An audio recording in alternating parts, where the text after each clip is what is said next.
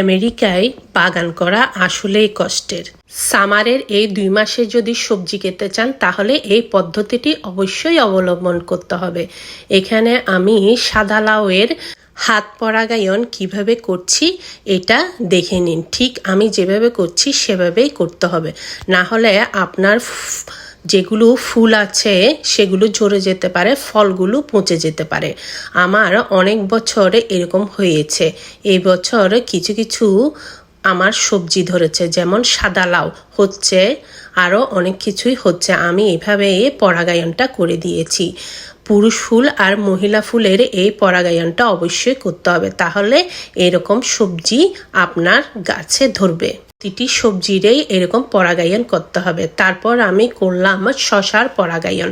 এটা হলো পুরুষ ফুল আর মহিলা ফুল, আপনারা দেখলেই বুঝতে পারবেন আমি যেটা ছবি দিয়েছি। এই যে এই দুইটার হাত পরাগায়নটা করে দিতে হবে। বাংলাদেশে আমি কেমন জানি না, এক একটা করে এভাবে যদি করা হয় তাহলে তো অনেক বড় ব্যাপার, কিন্তু আমেরিকায় এই কাজটা করতে হবে, না হলে আপনার ফল পেতে অনেক দেরি হবে, অথবা আপনি কোনোদিন ফলই খেতে পারবেন না। এরকম ভিডিওটি যদি ভালো লাগে অবশ্যই একটা লাইক করবেন। বাগান করতে আসলে প্রচুর সময় দিতে হয়। আমরা 2 মাসের জন্য এই কষ্টটা খুব আনন্দ করেই করি। কয়েকটা সবজি তো আমাদের বাগানের, এতেই আমাদের আনন্দ। বাজার থেকে কিনে খাওয়ার চেয়ে আমরা নিজের গাছের সবজিগুলো খেলাম। আপনাদের বেগুন গাছ থাকলে বেগুন গাছে, তিতকরলা গাছের, সব গাছেরই পরাগায়ন করতে হবে, তাহলে ভালো ফসল পাবেন। আশা করছি ভিডিওটা আপনাদের উপকারে লাগবে।